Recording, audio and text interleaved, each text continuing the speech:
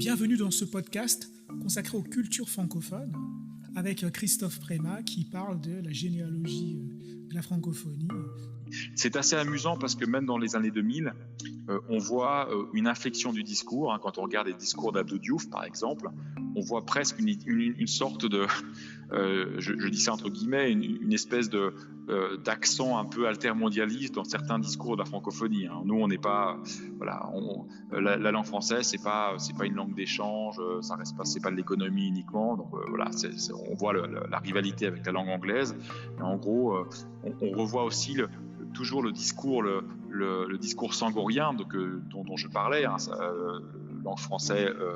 langue française, langue de culture, cet article de 62. Et ce discours-là, se développe énormément dans les années 2000.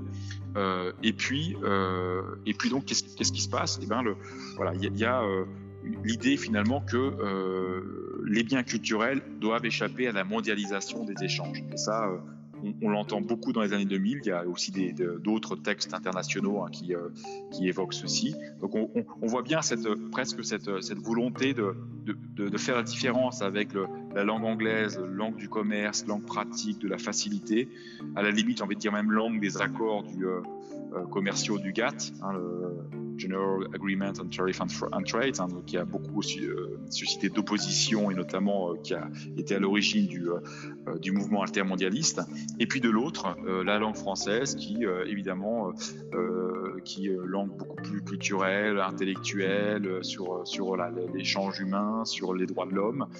Ça va aussi venir en appui au manifeste de 2007 sur la langue monde, sur la langue française, l'idée qu'il ne faut pas avoir une langue unique dans le monde, mais une langue plurielle. Et on voit le paradoxe, parce que cette promotion du multilinguisme, qui est au cœur de l'idéologie institutionnelle francophone, quand même autour d'une langue. Donc là aussi, il y a un paradoxe et une espèce de rivalité qui est aussi cultivée en même temps. Cette ambiguïté-là, elle travaille quand même en sourdine le développement des institutions francophones. Et puis donc, à partir de 2014,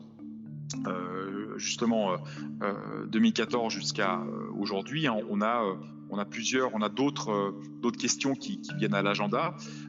2014, c'est Michaëlle Jean, qui est gouverneure canadienne d'origine haïtienne, qui va être élu secrétaire général. Alors il faut voir qu'en fait, l'élection des secrétaires généraux, c'est au moment des sommets. Et c'est presque similaire un peu à ce qui se passe au Vatican. C'est-à-dire qu'il faut trouver une sorte de consensus. Et quand il y a de la fumée, ça y est, on a un nouveau secrétaire général. Donc ça veut dire qu'il y a beaucoup de tractations entre les gouvernements pour justement trouver le ou la meilleure candidate pour mettre en œuvre en fait les décisions des sommets. Et donc voilà ce que fait. Donc Michaëlle Jean est élue, mais en 2018. Elle va être éliminée, surtout parce qu'il y a aussi un lobby africain très fort, au sens où les chefs d'État africains, à juste titre, veulent souvent que le secrétaire général soit africain, parce qu'ils estiment que c'est là que l'avenir de la francophonie se trouve, et notamment de la langue française. Et donc, en 2018, c'est Louise Mushikiwabo, ancienne ministre des Affaires étrangères du Rwanda, qui a été élue et qui a été réélue récemment en 2022, parce qu'ils ont un mandat de 4 ans. Et en fait, c'est lié justement à un jeu diplomatique entre la France et le Rwanda, qui était en conflit en fait sur beaucoup de questions et qui ont choisi un petit peu de trouver une solution en laissant la place à Louise Mushikiwabo, donc qui est la secrétaire générale. Alors, du point de vue de l'agenda, on trouve aussi beaucoup d'actions en faveur de l'égalité hommes-femmes. Et beaucoup d'autres actions.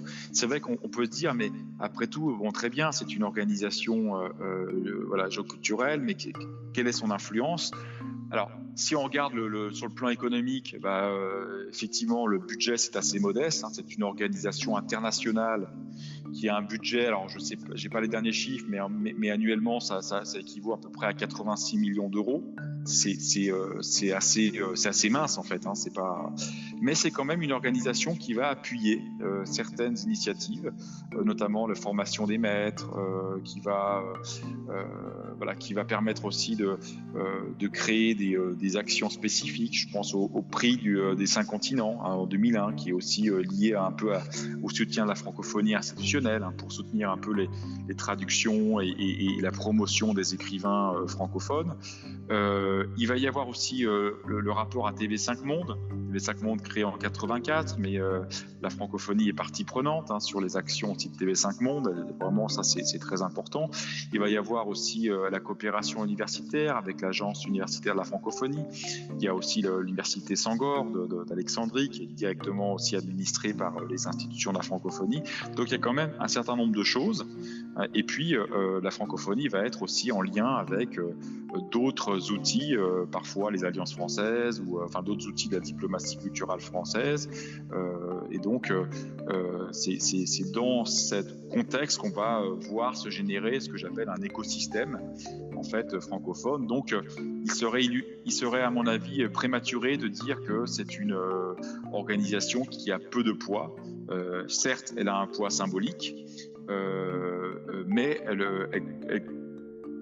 elle contribue à structurer en fait des actions concrètes donc dans le monde. Après, effectivement, peut-être là où c'est beaucoup plus modeste, c'est qu'en fait, et je pense que c'était un peu l'idée de la France, d'essayer d'avoir des Nations Unies francophones. Ça permettrait d'avoir des alliances, une association un peu des pays africains avec la France notamment, et puis d'autres pays francophones qui pourraient parler d'une seule voix pendant la francophonie. Bon, quand on regarde ce qui se passe aux Nations Unies, ça c'est absolument illusoire. Il y a aussi bien sûr le contentieux colonial, il y a aussi énormément de choses qui font qu'en fait ces pays-là n'ont pas envie de relayer en fait l'influence de la France. D'où en fait aussi paradoxalement l'utilité de cette francophonie comme quand même organisation multilatérale. J'insiste là-dessus, même si la France est un gros contributeur, le Canada aussi est un gros contributeur, c'est pas la France non plus qui guide en fait la politique de la francophonie, mais évidemment son soutien est important, mais on reste aussi toujours dans cette ambiguïté par rapport à la francophonie. Alors peut-être pourquoi aujourd'hui s'intéresser du point de vue scientifique, du point de vue de la recherche à ces institutions-là? D'une part parce qu'en fait, on ne comprend pas pourquoi est-ce qu'on a un discours de promotion de la francophonie si on ne s'intéresse pas justement aux institutions qui permettent aussi d'appuyer ce discours. C'est-à-dire qu'en fait, il va y avoir des occasions, il va y avoir des moments en fait notamment la Journée internationale de la francophonie, où il va y avoir une promotion qui est renforcée. Donc, au niveau de la publicité, au niveau des instruments aussi de visibilité, il va y avoir des campagnes médiatiques qui vont quand même renforcer ce discours sur la langue française, langue de culture. Donc, quelque part, le discours sangorien, la vision sangorienne, elle n'est pas dépassée, elle est réaffirmée dans ce monde aussi géopolitiquement un petit peu incertain que nous avons aujourd'hui. Donc la francophonie va être quand même un vecteur d'influence. Et puis on se rend compte qu'il y a d'autres, il y en a très peu en réalité, mais il y a d'autres organisations géoculturelles qui ont émergé. Bon, il y a le Commonwealth qui est aussi une organisation qui est encore, je dirais presque plus problématique sur le plan des études postcoloniales, parce que c'était quand même l'idée de l'Empire britannique, et ça reste aussi, il y a la monarchie britannique qui va aussi surofficialiser un peu cette Commonwealth, même s'il a beaucoup changé, mais on voit que Commonwealth dans sa version actuelle, il est créé en 49, mais il est l'héritier en fait de l'Empire britannique, et donc le Commonwealth a peut-être su maintenir aussi des liens très forts, mais c'est exactement la même organisation. En fait, la francophonie a un peu imité cette organisation. Il y a un secrétaire général, il y a des actions, des sommets aussi, il y a aussi des buts très généraux, il y a aussi des jeux du Commonwealth, comme il y a des jeux de la francophonie, des jeux presque, pas des jeux olympiques, mais des jeux à la fois sportifs, mais aussi culturels. Donc ça, c'est intéressant de regarder ce qui se passe. Il y a aussi trois autres organisations. Il y a notamment une organisation géoculturelle autour de l'arabe, qui est beaucoup plus régionale, puisqu'elle est assez forte d'ailleurs. Il y a une organisation autour du monde hispanophone, des États ibéro-américains, et du monde lusophone pour le portugais. Donc je pense que la recherche a aussi intérêt à comparer davantage ces organisations pour comprendre leur logique et pour expliquer pourquoi aujourd'hui il y a une promotion des langues, et je mets entre guillemets des langues internationales. Évidemment, pour moi, je pense que la dimension postcoloniale est vraiment très intéressante parce que elles permettent de ne pas neutraliser ce discours-là, de ne pas simplement utiliser langue internationale, mais de voir que quand on parle de langue internationale, en réalité, on n'est pas neutre. On parle d'influence, on parle on essaie de jouer sur d'autres éléments, mais on essaye un petit peu de gagner du terrain sur le plan des relais et sur le plan aussi des locuteurs. Les sommets, notamment tous les 2 ans, il y a un rapport qui est remis au secrétaire général sur l'état de la langue française.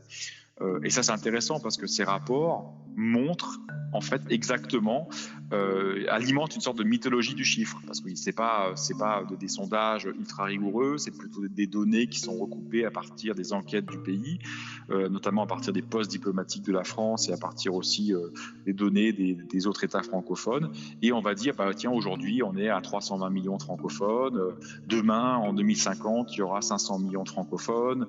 80% d'entre eux seront en Afrique. Il y a cette espèce de prophétie autoréalisatrice qui montre en fait aussi, qui est un peu au cœur de cette idéologie francophone, et on affirme ça sans vraiment se poser la question d'abord des relations entre ces divers mondes, ces différentes communautés de locuteurs. Est-ce qu'il y a vraiment une communauté de locuteurs ou simplement des gens qui utilisent la langue française par intérêt ou par souci de carrière ou au contraire par amour? On peut penser aussi à la littérature, notamment avec tout ce discours qu'on a sur les écrivains translingues, c'est-à-dire des écrivains qui auraient épousé en fait la langue française par amour, parce que mais ce discours sur les écrivains translingues est aussi un objectif quelque part de cette francophonie, de montrer qu'il y a maintenant une espèce d'émancipation possible autour de la langue française. Donc c'est pour ça qu'il y a vraiment, c'est important de l'étudier sur le versant institutionnel et puis le versant culturel pour essayer de comprendre aussi l'imaginaire qui sous-tend en fait ces institutions et qui explique pourquoi, même si les gens n'y croient pas parfois, mais chaque année il va y avoir une semaine de la langue française, il va y avoir des tas d'actions, il va y avoir un sommet mondial de la jeunesse, etc. Donc toutes ces initiatives, elles sont à resituer dans ce contexte. Merci d'avoir écouté ce podcast qui était un entretien avec Christophe Prémat.